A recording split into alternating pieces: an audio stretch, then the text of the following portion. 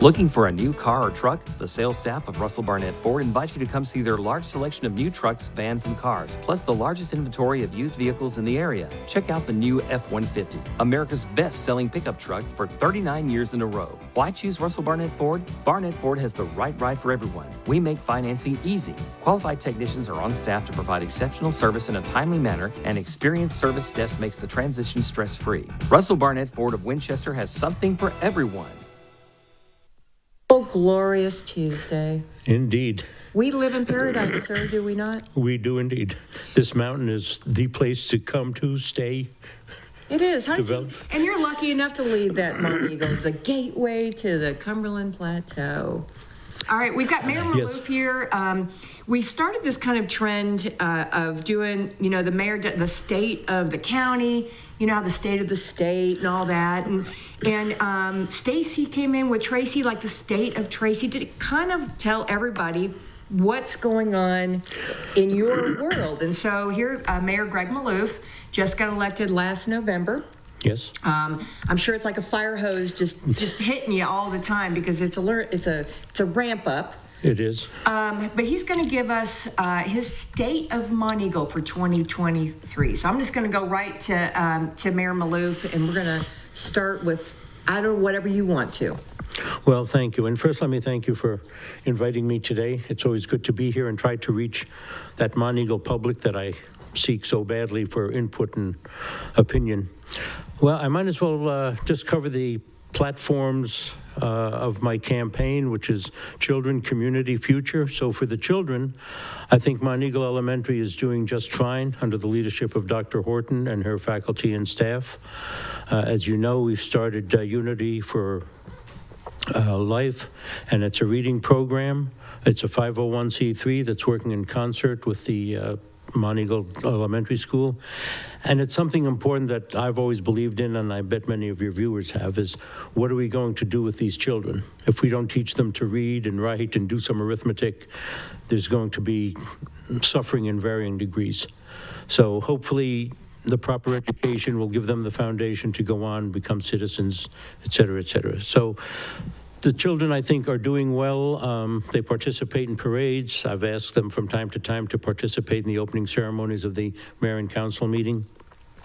So for that leg of the state of the city, I think Monteagle is very fortunate to have Monteagle Elementary and those folks related to it.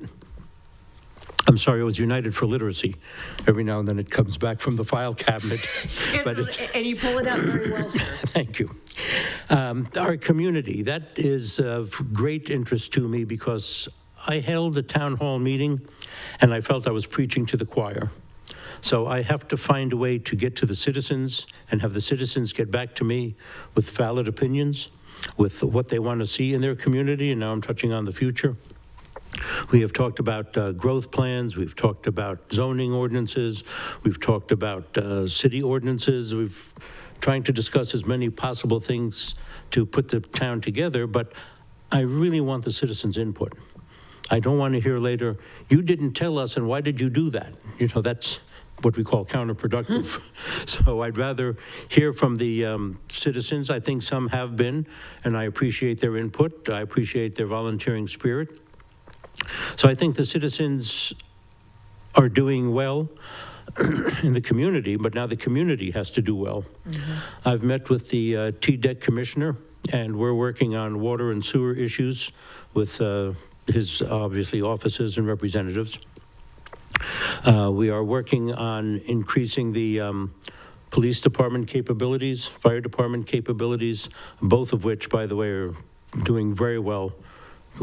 History considered, everything being considered, I think we have a truly dedicated group of police and fire, as we do in the street department. Mm-hmm. Keith Butner and his men are doing love them. They do just about everything in town, from street lights to street repair and everything in between. They've done a tremendous job trying to maintain the roads. As you know, we're in 3 counties. So we work with Grundy County Road Department, Marion County Road Department, and try to get as much help as we can because we just don't have the supplies and the wherewithal to maintain a true street department. But we're doing the best we can, and I think they're doing a very good job, all things considered. You can only do so much. And finally, our future is, well, what do we want? Some people say we should have parks. Some people say we need more retail to get sales tax. Some people say we should leave it the way it is. One future thing that's coming that I'm working with TDOT on, Tennessee Department of Transportation, is the famous roundabouts or the traffic lights at the 134 interchange. And as I'm sure many people have seen, they've been doing a lot of surveying in those areas, and I don't know what the final outcome is. I've asked for meetings to get at least a sketch or two, and then I'd like to schedule a town hall meeting to get the citizens in so they know what's going on in their town. So we'll try different avenues of communication to get that word out. And what that means with 134, of course, the rumors are flying, but they're going to, I don't know what the word is, reconstruct, renovate, rehabilitate, whatever the word is, to do easier access onto our main street from the interstates in both directions, obviously Chattanooga and Nashville. So all that being said, there's some work to be done, but again, I'm seeking that citizen input. Some people don't want traffic lights. We haven't had traffic lights since day one of this town. Others say it's better than a roundabout on a foggy day, and 18-wheelers and people that aren't familiar with roundabouts might be a challenge. And then some people say, leave it the way it is. So what we have to do as a town, working with TDOT, is decide what's best for the total picture through traffic, local traffic, et cetera. So overall, I'm optimistic. Therefore, I think I can say the state of the town is good. I think we're as solid as we can be. We're always looking at things to improve into the future, of course, but right now I think we're at a good place to take that next step forward. So that's kind of my state of the town address. I love that. No, that's very concise, and that really sums it all. Can I ask you a few questions? Please. Would you mind? All right. So obviously Monteagle's my home, and we all love it in different ways, right? Everybody Yes. has like a different concept of what home means, and that how do you navigate the old and the new and the not so new? And Well, that's a great question, and that's obviously a major issue.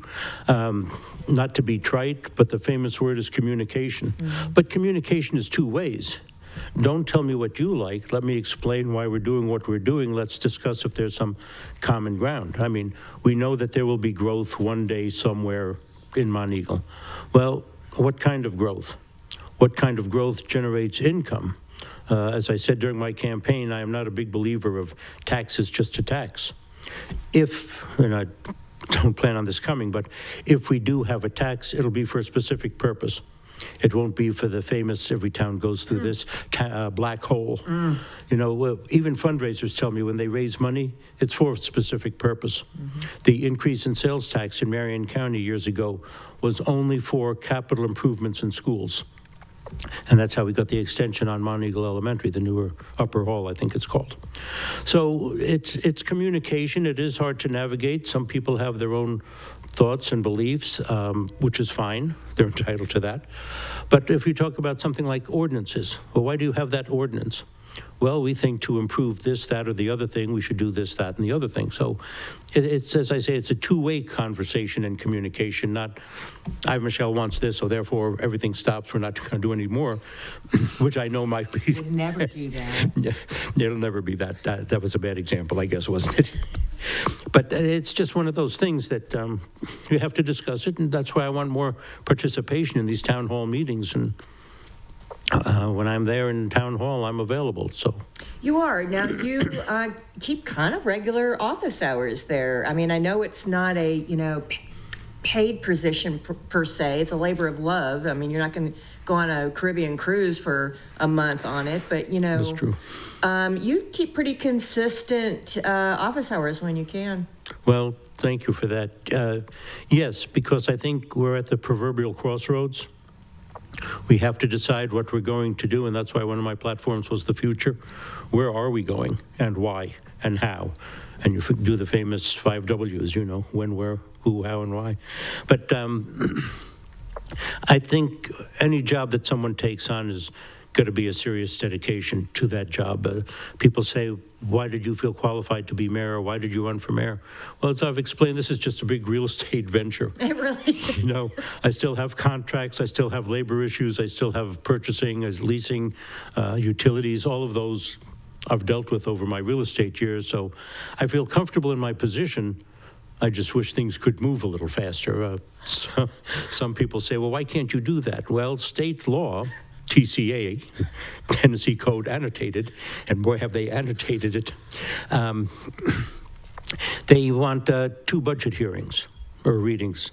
Well, that could be theoretically a month apart. Mm-hmm. So what do? How do you hold the price that a supplier gives you? You have to tell them, well, wait a minute, I've got to have 2 readings and we'll discuss it and I'll get back to you. So that isn't working, and obviously it's different than the private sector where if you need something, you get the best price, you go get it and go on with your business. The public sector doesn't exactly work like that. I understand safeguards and checks and balances, but I also understand the clock. So it's just one of those things that you deal with in the public sector, and that's what we'll do. But it's a challenge to get things done to satisfy some of the comments we hear. I think it is a government. It's so different than the private sector. I mean, it's really so different. And it's sometimes a real paper pushing nightmare. You're absolutely right. So that's why you're in the office every day. All right. Yeah. Water. All right. So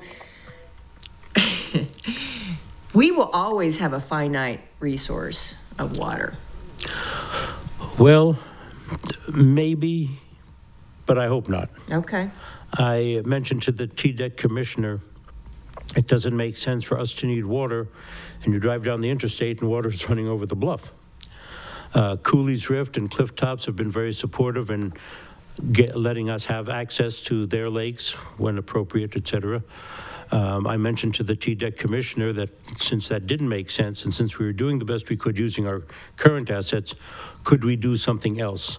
Perhaps an impoundment, perhaps another water tower, perhaps anything. So we've come up with a short-term and long-term solution. We may be able to hold a little more water before it goes off the bluff, but we also are going to be meeting with the Chattanooga field office, and he had set that up as a meeting that the head of that office get in touch with me and I get in touch with her, and we sit down and start some conversation about what to do for water, because I think the state acknowledges and we acknowledge that there will be growth. There might already be growth. As you know, in the Planning Commission meetings, we have 83 home sites that might come in behind McDonald's. There's been conversation from various hotel developers. I don't know the whole story, but people are telling me that they see surveyors and trucks at DuBose. So these are all things that might happen, could happen, maybe in some cases should happen, but there's going to be a demand on the utilities, and that's what one of my main points with the TDEC commissioner at that meeting last week. So it is a finite supply right now. I hope to increase that a little bit. As to the sewer side, we have found several serious problems in town with just this I&I issue, the inflow and infiltration. And that's stormwater, regular water, getting into our sewer lines, and the plant doesn't know good from bad, so it treats all the water. And that's what has increased the activity and demand on the sewer plant. When we cure I&I, the engineer has unofficially, and I'm not quoting him, said this may well help the sewer plant issue. They're going to start work at the Monteagle Sunday School Assembly this week to check those lines. We've finished checking the lines in town. We've been successful in our talks with Tracy City to meter what they send to us as we treat their sewage. I don't believe they even have a sewer treatment plant. They don't. Okay, so we're treating that. And as we need more water, the other side of the coin again, we do buy water from Tracy City from time to time as needed. So all of those things working together, hopefully we can solve the water sewer issue, which is probably one of the larger issues. I'm not sure we can widen too many town roads. If it's a state highway, obviously it belongs to the state. A county highway belongs to the county. So we'll do what we can on our city roads, but there's not an awful lot of area to make them wider. then you say, do you want them wider? Do you want a speedway? So that's another issue. The citizens have to care, and there are posted speed limits for a reason. And, all of that helps the traffic flow, the look of the town, the future of the town, et cetera, et cetera. So you could almost say a lot of this is interrelated.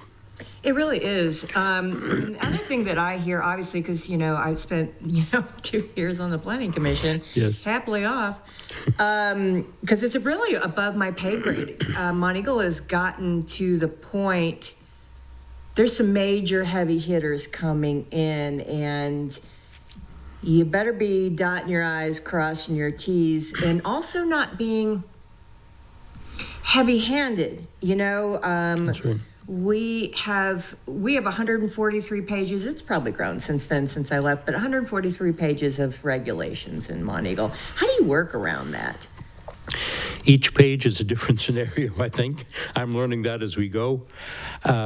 You do want development in the town. It's what I called, and I told the commissioner this, intelligent growth. To just knee-jerk reaction type of decisions, or, okay, we can do that because that's what they want.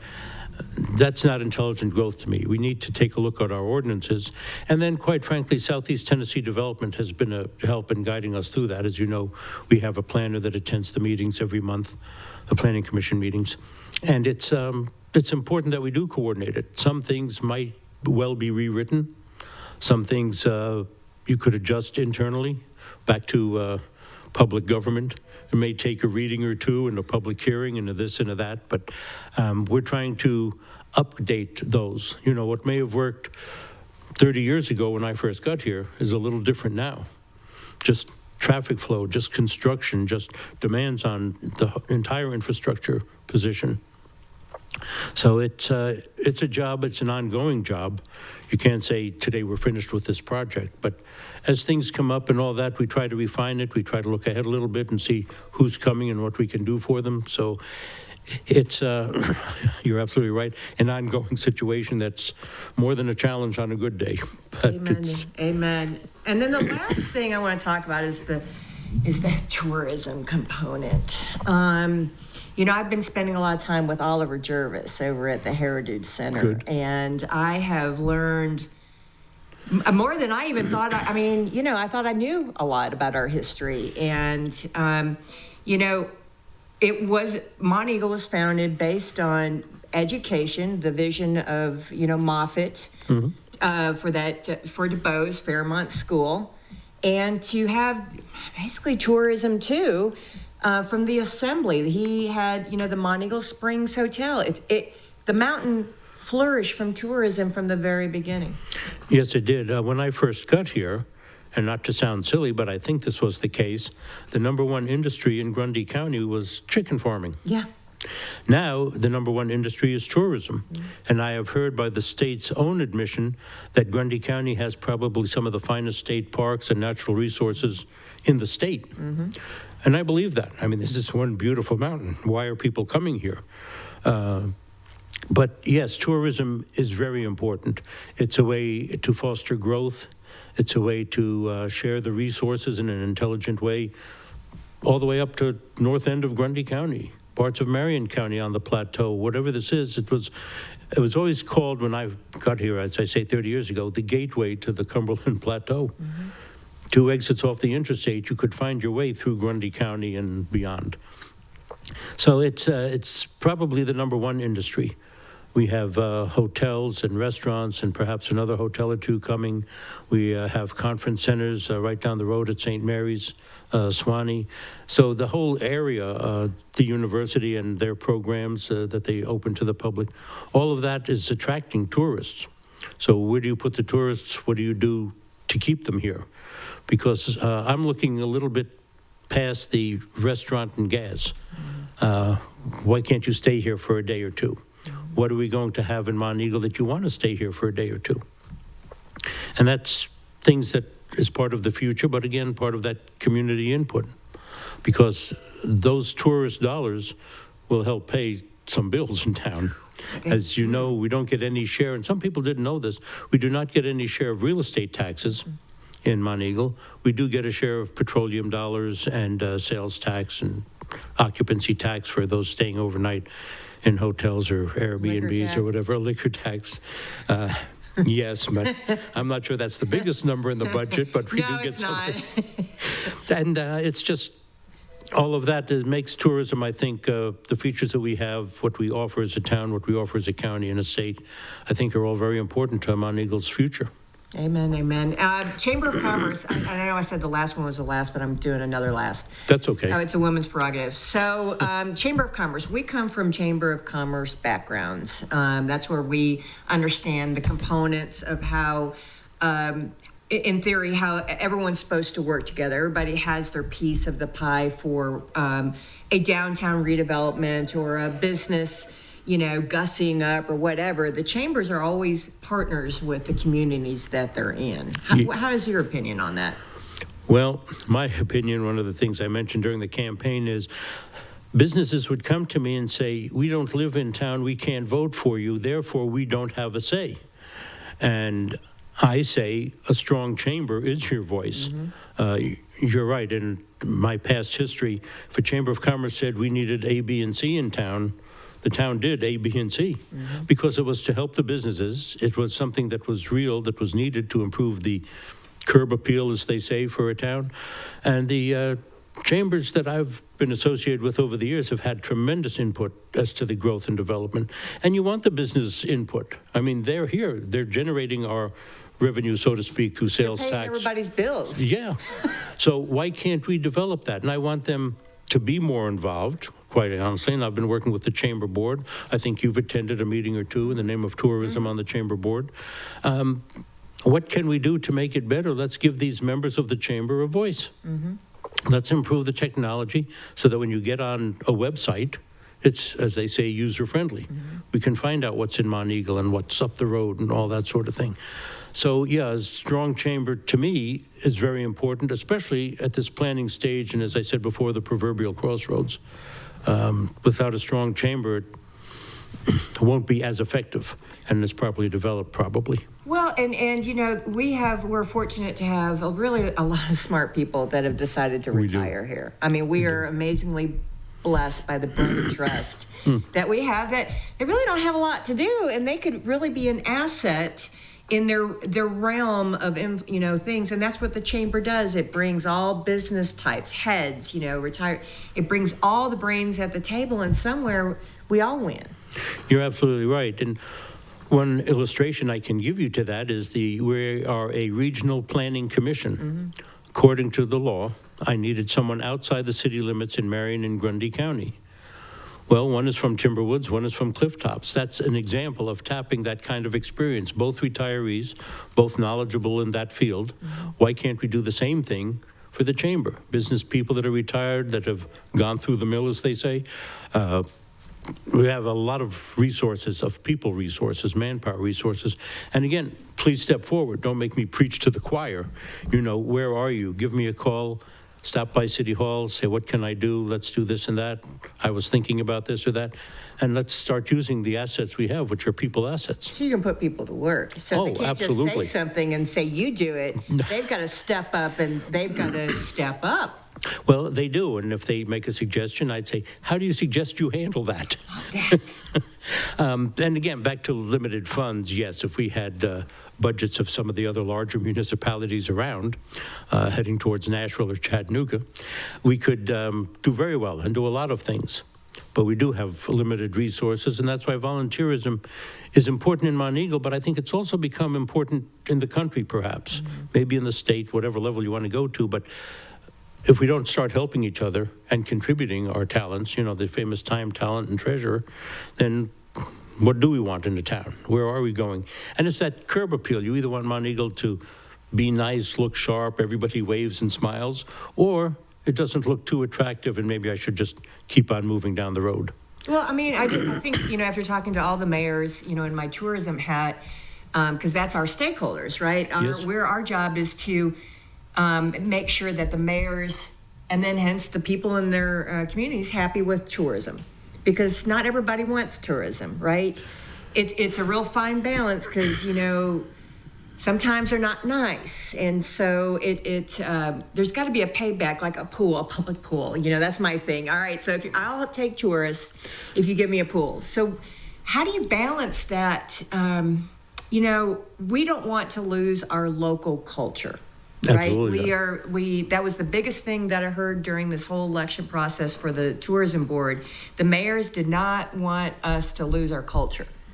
And so we're working very fervently to preserve all the things that we have and oral histories and everything. But you're in a gateway town, man. That's a tough one. It is a tough one, but I don't want Monteagle to lose its culture. One of the reasons I came here, leaving real estate management in New York City, I've told many people, I think I'm in heaven. Mm-hmm. This is one beautiful mountain with a lot of very decent people. So what do we want to attract and keep those people? Mm-hmm. Tourism is important. There'll always be a couple of folks you have to scratch your head about, but by and large, I think they're interested, and I think we should make the town interesting. Mm-hmm. Do we have various trades that may or may not want to set up a small shop and sell their wares? I've used Tamarack in West Virginia as an example. It's a wonderful facility. A major restaurant and hotel, Greenbrier, supplies the food there, and they have their own little restaurant sitting area. But all of the crafts are West Virginia made only. Yes. Honey, quilts, walking sticks, whatever you talk about, it was made in West Virginia. I think we have that same talent here in Tennessee. I absolutely do. In fact, the creative culture is some focus that we are all doing. There is a creative economy. Yes, there is. And that solves a lot of issues. People can be authentic. Yes. And the rents, in all honesty, people work to make some money. And of course, I understand that. That's lovely. But the rents don't have to be exorbitant. Mm-hmm.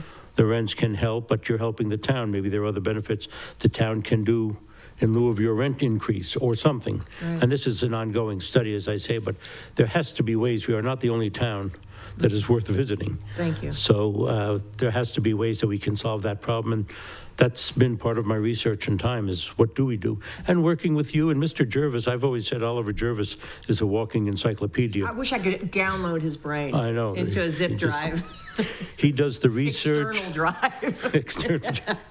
He has done the research. He has formed the museum in Tracy City to the point of ancestry, to the point of history, to the point of Shook School, to just everything. He's done a phenomenal job. And fortunately, so far, I believe he has some support, financial and volunteering. So it's a necessary part, I think, of the mountain. What did we do? We had some coal mines and some timber and some business and some immigrants and some everything that made up part of our history. So that's important to keep, and he's done a phenomenal job in his own research as well as maintaining and fostering the museum. So. Well, my last thing is I have to tell you an Oliver story. So, we're doing these interpretive panels we got a grant from South Cumberland Community Fund for interpretive panels for, like you see at a battlefield, and you look down and like, oh, that was in 1812 and blah, blah, blah, blah, right? Right. So we're going to do 25, but price of goods these days, we're down to 18. And we have a wonderful Rick Dreves who does these, who has got them all laid out, and is pulled from the Grundy County Historical Society, and he's marked up, Oliver's marked up everything, make sure everything's correct. We're going after national historic registry places that seem of interest, and then also ones like old ones, like a Flurry's and a Dutch Maid that aren't on the registry, but important to know. Those two are the oldest businesses currently. So. Yes. So he gets to Al Capone's house. He gets to High Point. And he's like, that's really not what happened. And it's just disingenuous. I can't remember which word he was, of how they portrayed Al Capone bootlegging out of the High Point. And then he went into 30 minutes of why his story is plausible and the right one. And it really comes down to, and I get this. So he said they met, he gave me the history of Moffett and Oliver, Dr. Oliver maybe, and then the homestead, and then Irene maybe, and then her mother Marie went to Chicago and met Al Capone. She had a hat, shop, and they all became buds, and they finally got the house, the homestead, tore it down, built the Tudor, the Greek, I think it's Greek Revival Tudor, And Al Capone did not bootleg out of this location. He came here to get away from Chicago and Miami. This was his happy place. This is where he was at peace, because that's what everybody comes here for. They sense of peace. So he's like, if you do that panel, this is not the bootlegging story. No. And I was like, yes, sir. You know, I heard it was always described to me as folklore, but before the interstate system, Chicago to Miami went right through Monteagle, and he had a friend, from what I hear, was a Monteagle lady. Irene, maybe. Was that okay? So, and I don't know if it's fact. I wasn't here at the time, but as I tell people, that's the folklore. The upstairs, as you probably know, has a 360 panoramic view. The basement is what I would have called a 1950s bomb shelter. I mean, it's pretty solid construction. So it's a fascinating building. It's a nice restaurant. It just has a lot of history, but bootlegging, no, I don't think Al would have set up bootlegging there. This was like his safe space, and this was the home, the family, if in fact it is true that Irene, although there are written parts that Irene may be Dr. Maybe's grandchild, I had to get that one correct, was in fact Al Capone. I mean, it is a fact that he was there, so. I'd believe Oliver. I know. His history of research and putting all the pieces together is beyond compare, so I would go with Oliver's theory. I totally agree. All right, I know we probably went over time, Mayor. I apologize. I apologize. We have to break for a commercial or something? What do we do? We're gonna give you the last words. What's your last word? Well, my last words, I think the state of the town is good, with a lot of growth and future left to do and analyze. But I really need the citizen input, the Chamber of Commerce input. What do we want in Monteagle that will attract people, that will get them to this gateway, that will let the town people, the town government know what's good and bad, what should be fixed and not fixed. We can't do everything, but I want that communication. It'll be something to think about, work on in the future, something, but I really would need that two-way communication from the citizens, because they're the folks that live here. Amen. So that's... Amen. And you do a great job at the meetings, allowing people to talk against protocol, I guess you would say. You allow the citizens to speak their mind. Well, and that's okay, and I make notes and look into it, and if it can be done, it's something that we should be working on. If it can't be done, I want to get back to you and say why. I love it. All right, well, we're going to go take a quick break, get back to our regularly scheduled program. Mayor Maloof is going to go out and spread joy and sunshine, because it's already there.